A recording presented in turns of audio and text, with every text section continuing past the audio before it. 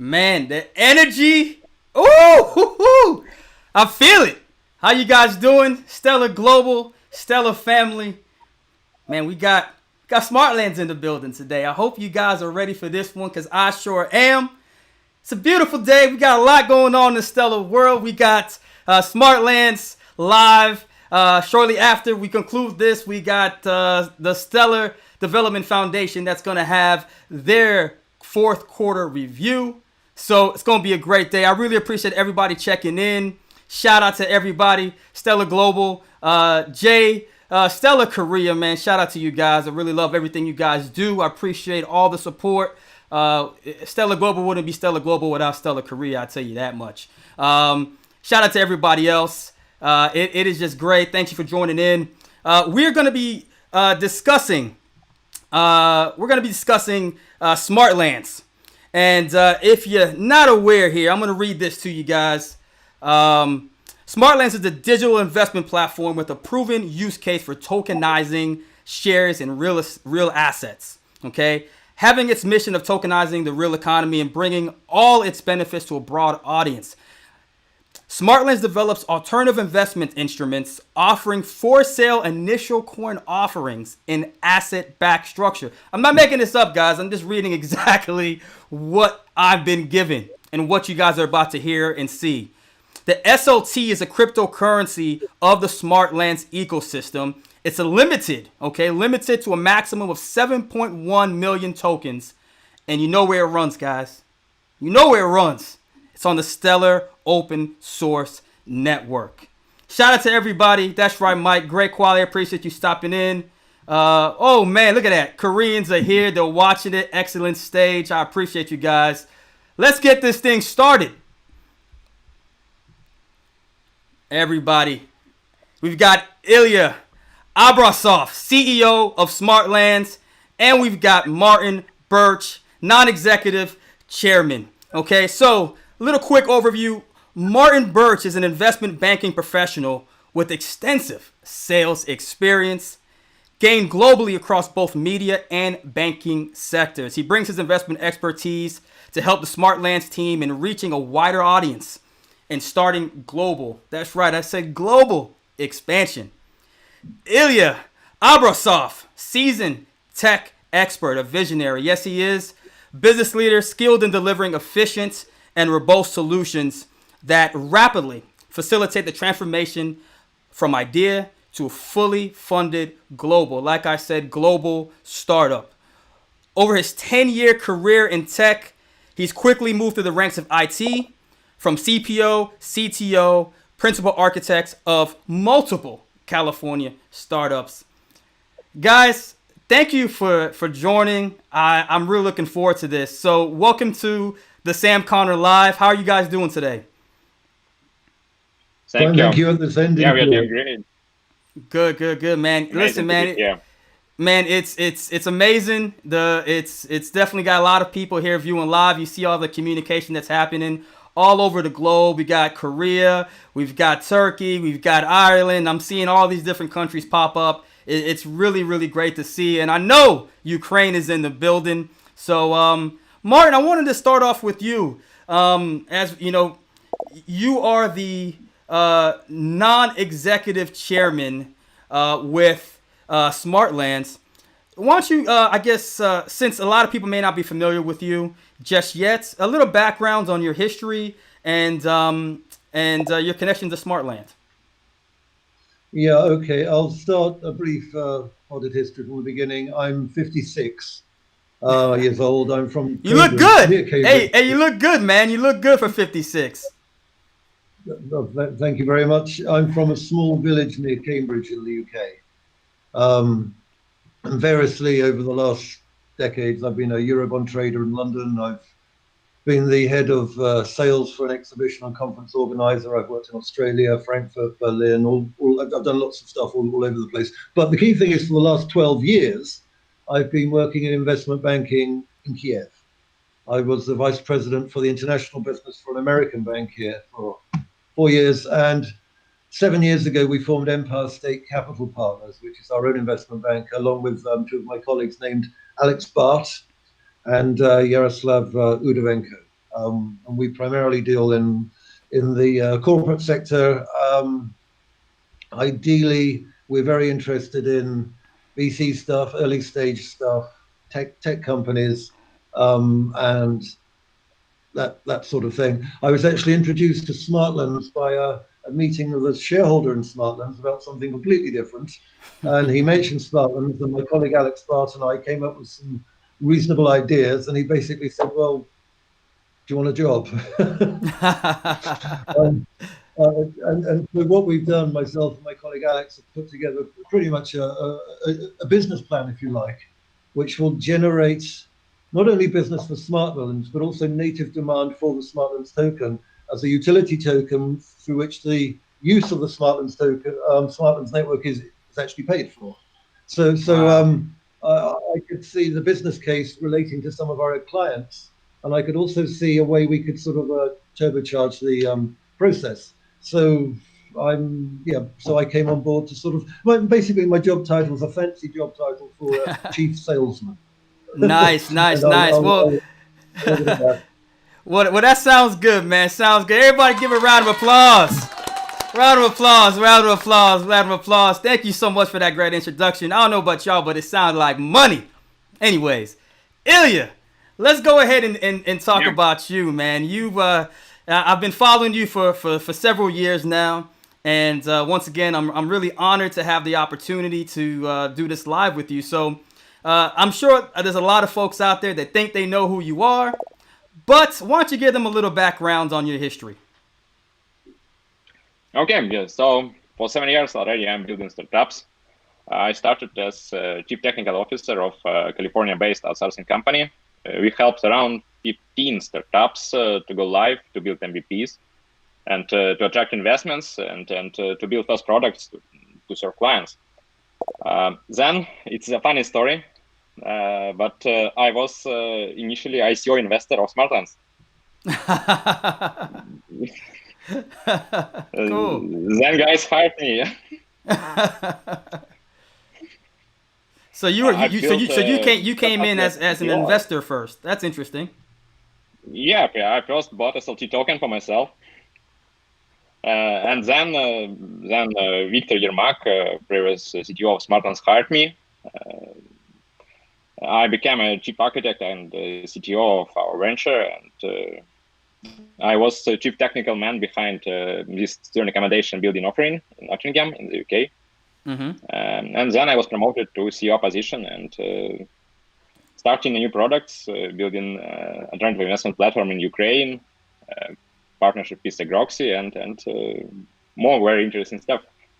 Nice. Well, we're definitely going to talk a little bit more about Ukraine a little bit down the line in the show. A lot of great things happening there. But let's focus on Smartlands. So what can you tell us about what sparked the creation of Smartlands? What was the need that it was missing that you guys felt Smartlands could provide? Well, I wasn't there at the creation. I was also not there during the ICO. I was ICO investor, so I was on the other hand, on the other side of the world. Yeah, and so actually the vision is pretty simple.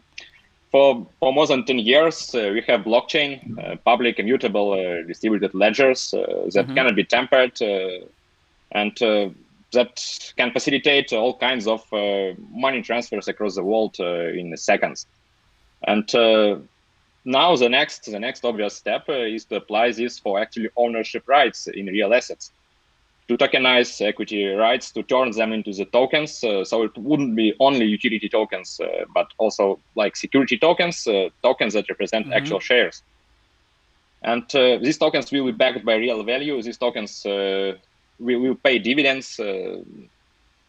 And yeah, so it's really amazing idea. And I can go deep into mention all kind of value propositions of security tokens, why they will actually change the investment landscape, why they will disrupt everything. But yeah. Well, yeah, because I mean, I am curious. I am curious. I mean, the number one question I always like to ask people is, why blockchain? Why is DLT a necessity in helping what you're trying to accomplish work? Well, currently, as a very simple example, currently, if you buy securities, you just trust your broker. Right. On the blockchain, it's all transparent. You can see all the records. You can see all the holdings. You can see everything. Every transaction is transparent. And records can't be tampered. And the second point is actually that this instrument is truly border cross. So Korean guys can invest into Ukrainian property in 5 seconds and in 1 click. Wow. And it will be investments into profitable property, real assets, real profitable assets across the world. Well, shout out to Stella Korea. You heard that. You guys could jump in right now and buy some Ukrainian assets. He just put you on blast, Jay. Go ahead and make that purchase. No, but you're right though. That is good. That is good. Martin, from your end, over the last couple months, we've seen a lot of what we would consider the legacy business, legacy banking getting into blockchain.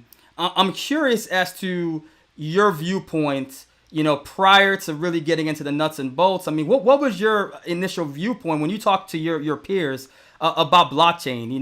Was there much knowledge of it? What was your viewpoint?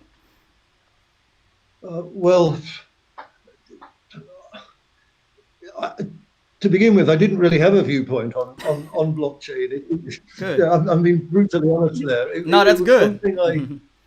It's just something I went over, around, and underneath. I never really sort of went through it.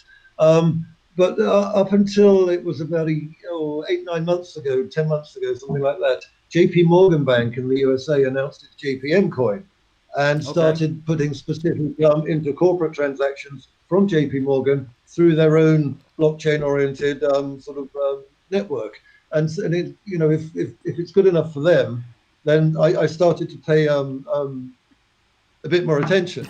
Consequently, when we were presented, my colleague Alex Bart and I were presented with Smartlands, I was able to suggest some actions which would add some immediate value to the company and therefore to that particular shareholder, but would also hopefully result in a re-rating of the token price based upon stuff with a definite conclusion actually happening. Right. That's really so. I mean, I could see it as a platform which could be the solution to multiple issues and multiple problems for many of my clients. Remember, I've been in Ukraine in investment banking for 12 years. Right. With Alex and myself, we pretty much know everybody. We pretty much know who owns all the big buildings and all the companies, and who drives around in the big Mercedes and so on. We know the sort of people. When I go to Ukraine, I'm calling you up, Martin. I want to go to all the nice dinners, everything. When I fly to Ukraine, I'm giving you a call. Just watch out for that, okay? Please do. So we're actually quite useful because we already have existing relationships in the business area here, and in essence, using Smartlands, we can turn that into a reality. But we'll presumably come to that later. Right. One thing, for those listening, I had a chance to speak with both Martin and Ilya, maybe about a week or 2 weeks ago. And something that you brought up, Martin, that I think is so important is there's a lot of blockchain projects out right now. I mean, I think the last I checked was over 6,000. But there's a gap between, technology and ideas and actual business potential. Can you shared a lot of insight on that, and I was just hoping maybe you can share a little bit of that conversation with the audience listening, because I think that is important for them to understand the difference and also in what you see in Smartlands. Your question wasn't entirely clear, Sam. Could you put it in simple? Well, I mean, so basically, what were some of the, let's say, the key points of business sustainability, right? That in opportunities that you're seeing within Smartlands compared to a lot of these other blockchain projects that are out there? Because there's over 6,000 that are there, but a lot of them don't have any real use case. Okay, I think then we need to go back to a comparison with fiat currencies, with the euros and the US dollars and so on. With this virus pandemic that's upon us at the moment, there's been an awful lot of money printing in Europe and in the USA. For decades now, the US dollar, for example, hasn't been backed by gold. It's backed by basically nothing apart from people's belief in it. With Smartlands on the platform, we will only be issuing asset-backed tokens.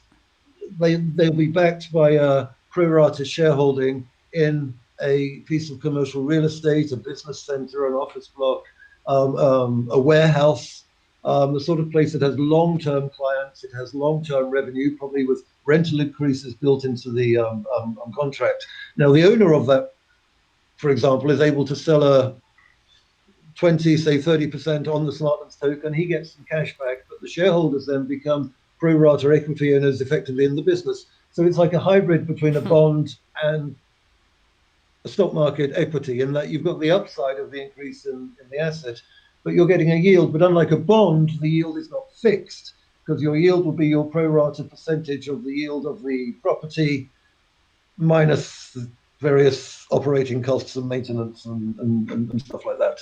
So if I give a very simple example, the property market in Ukraine at the big end is fairly illiquid. Deals are done all the time, but there's no real sort of pricing comparison point. So let's say you're a opportunistic fund manager and you buy a fully let office block, let to real nice organizations for years ahead. Let's say it's worth €1 million, but the seller's a motivated seller. Maybe he's got something else he wants to do, and after a bit of haggling, he sells it to you for €700,000. Okay, right. So well done. You bought €1 million building for €700,000. You're getting the rent. It's yours. You own it. Now you've got a €300,000 profits out there, but you can't withdraw it because it's in the building. Right. Okay. With Smartlands, you can take that €300,000 piece of equity, a 30% equity stake in the building. That asset can be effectively tokenized. People buying the tokens then become a pro rata shareholder in the building and benefit from the upside increase as it goes up in value, hopefully over years, but also benefit in the rental income that comes from it. Nice. Because they will be entitled to their pro rata share of it. So it means that the clever fund manager who bought the building, not only has he got the building worth €1 million, which he owns 70% of now, but he's got €300,000 he can go do something else with. Right. So and I think that that's really important what you're saying, because for myself, I've been in real estate for 16 years. That's been my bread and butter for 16 years. And so you're absolutely right. Real estate is great, but it's very illiquid. It's really hard unless you go through the whole marketing, sales, and 45 days of going through closings or even longer. But what you're talking about, gosh, this is great. This opens up a ton of opportunities. Yeah, and the reason we've opened the Ukraine operation now, appointed someone to coordinate in Ukraine, is because there's surely going to be something to coordinate. We've actually got 3 property owners. I'm not going to go into details here, but we've got 3 property owners who have expressed an interest in doing something similar to what I outlined in my hypothetical example earlier. So we've got, basically, as soon as we're up and running at this end, we've got 3 targets ready to roll on the platform. And once we've got those up and running, once we've actually managed to sell them, we've then got sort of a proven case study in essence to attract more business. Right. And it then becomes the self-fulfilling prophecy. But the key point is, when a client lists, our business proposal is to charge 5% of the listing fee. And if you went to an investment bank, they'd probably charge you 5% or more to raise money for you. So our initial pitch is 5% on listing, and then we'll charge a fee to any sellers in the secondary market, but not to buyers. that money will be paid in Smartlands token. So in the case of this $1 million building, 300,000 in equity, 5% of that is 15,000. That money, in essence, sits in the client's wallet, if you like, and is then used to purchase the Smartlands token to pay the fees for actually using the project. So it's a way of creating a sustainable ongoing demand. In other words, the more deals we can do, the more demand. And then, of course, we've got our bulletin board secondary market where people can buy and sell the units based upon their yield, or if interest rates suddenly go down, something that's sort of yielding on average 7 or 8% might suddenly be more attractive, and the price of the equity might actually go up. One doesn't know, so that's where I see it. I see it. Martin, Martin, you're on point, man. You're really on point. I mean, guys, I hope you're really understanding and listening to what's going on. You see, this is what one thing, first of all, I love about what Stellar allows is, so many other projects are just you're holding on a token and you're hoping it to go up or down. What Stellar's allowing are for companies just like Smartlands to tokenize real world assets and really create in digital format what people are already doing now. They're enhancing. This is great. Martin, we'll get back onto some of the projects. I know there's a couple announcements that I want to get to. Ilya, let me get back with you. Let's talk about the Stellar journey, right?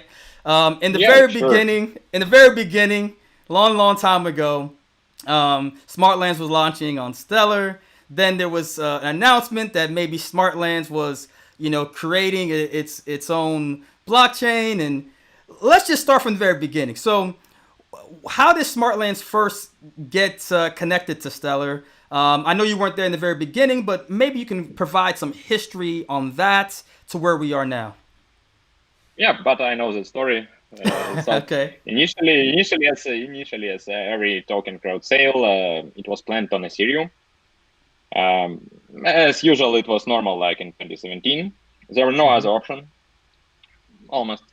And then on one conference, Smartlands founders got acquainted with SDF guys. They told SDF guys pitched their technology to them, and then they decided why not to be the first ICO on Stellar and build the whole tech stack on it. Because it's really cool blockchain. It's really energy efficient. Transactions are settled finally in 5 seconds.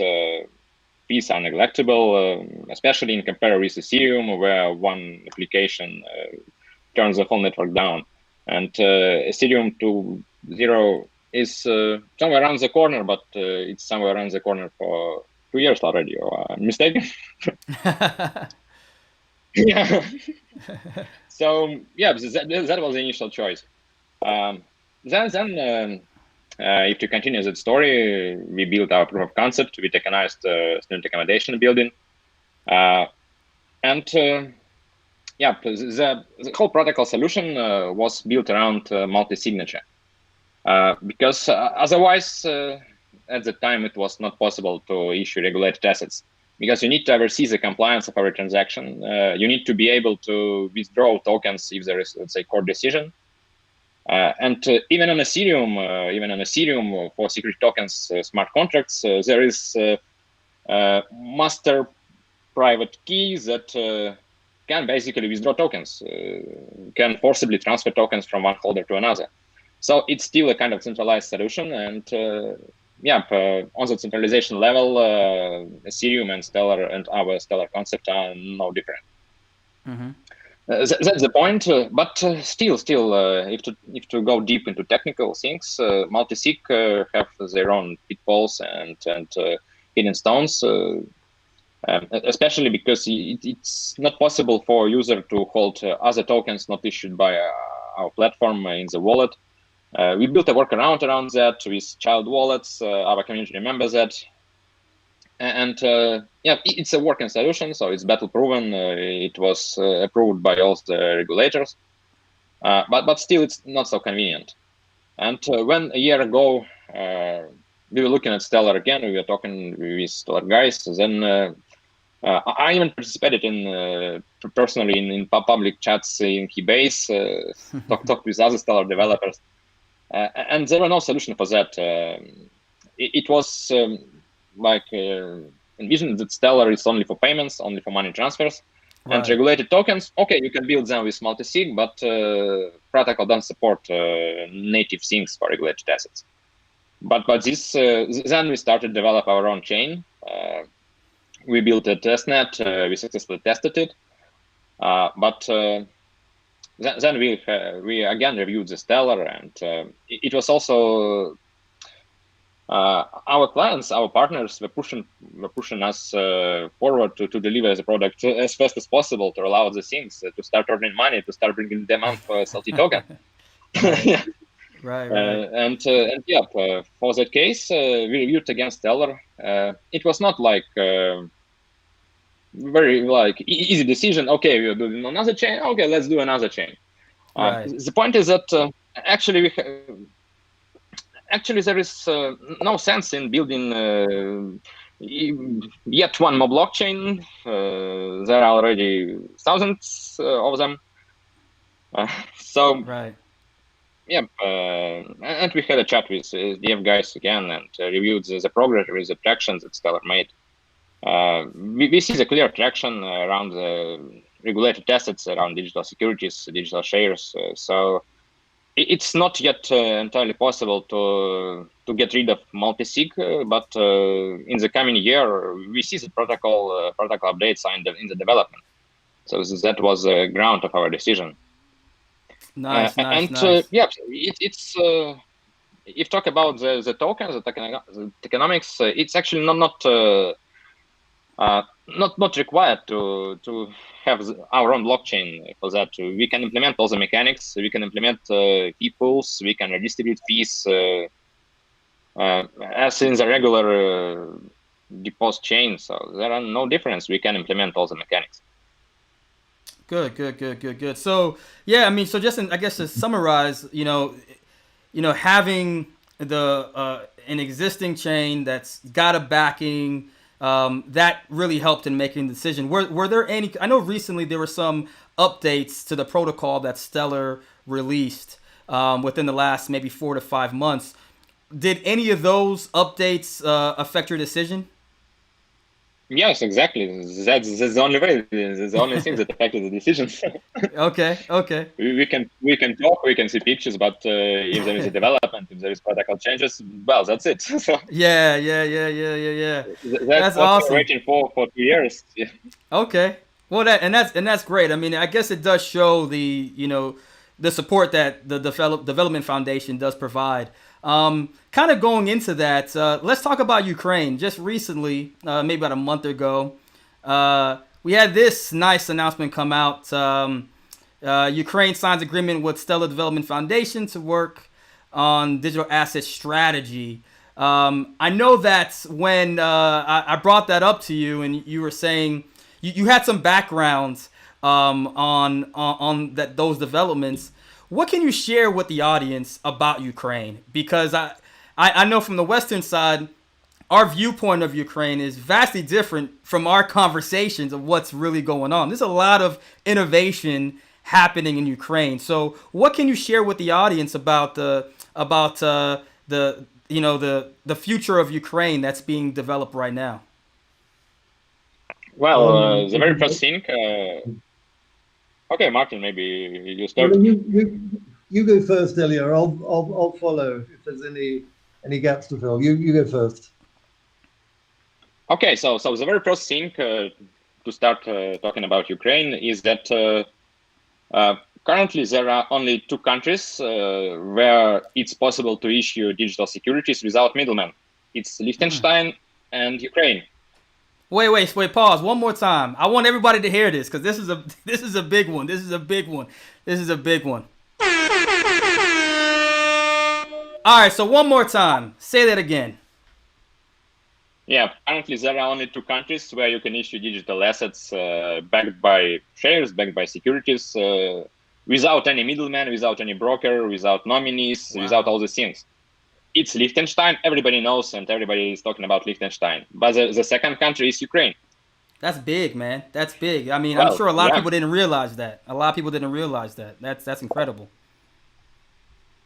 Yeah, and also I can say that the second point is Ukraine is recognized as the country where cryptocurrency has the biggest adoption, bigger than in Korea. Really? Uh-oh. Sorry, Jay. So That's right. members of Ukrainian government hold Bitcoin. Wow. Wow. That's another one, guys. Yeah, Another one. He just said members own Bitcoin. Wow. Wow. Wow. Wow. Wow. Well, I hope they hold some XLM too. We'll try to talk about that later. But anyways, that's great to hear. That's great to hear. Wow. So it's very progressive then.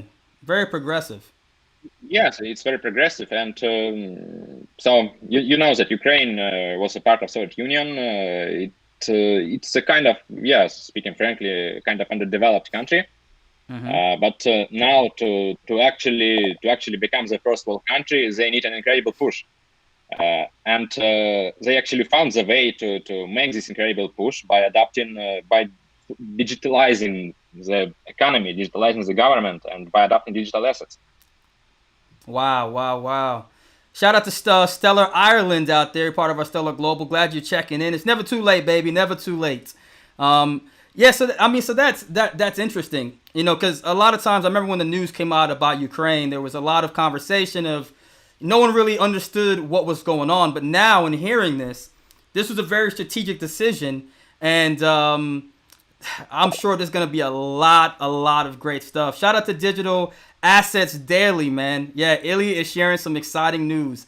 I agree. I know. My man Digital Assets Daily is gonna post some tweets on that one. Cause yeah, that's pretty big, pretty big. Anything else you want to add, Martin? From what Ilya mentioned here? Well, there is. I'm not really a technical guy. I don't need to be because we have Ilya. Nah, you don't need to be. Um, You don't need to be, man.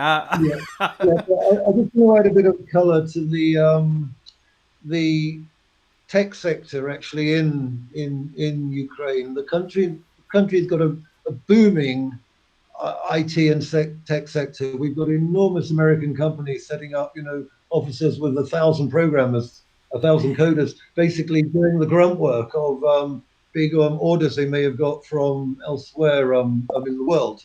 But one key advantage Ukraine has is it's got a very vibrant tech IT startup community. A subsidiary of our bank, Empire State Capital Partners, is called Big U, which stands for Business Integrator Group Ukraine. And we work with a lot of early stage tech companies and startups, trying to help them raise money and package themselves properly and so on.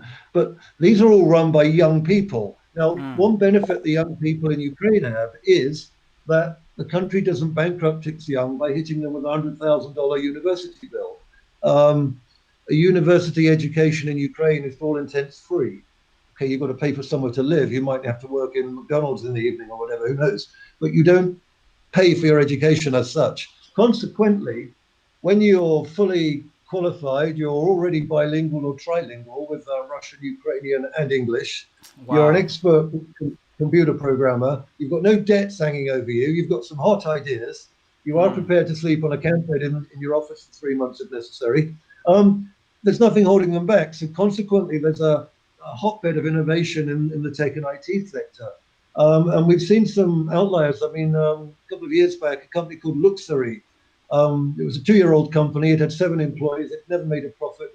Was bought for $150 million.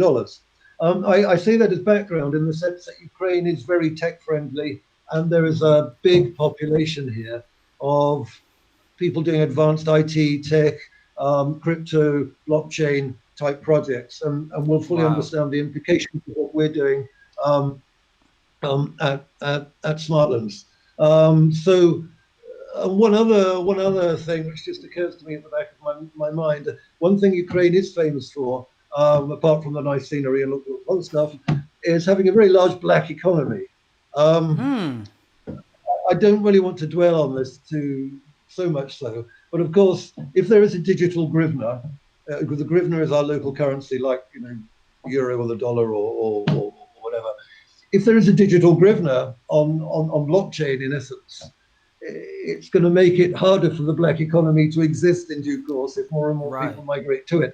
So there are economic advantages to the government of accelerating this program and seeing how many people buy into it. But all of that kind of helps us too, because if further down the line we do have a stable coin hryvnia, if you like, we're going to need several hryvnia Smartlands token pairings on new exchanges around the world as well. So again, it's a business opportunity for us on multiple points.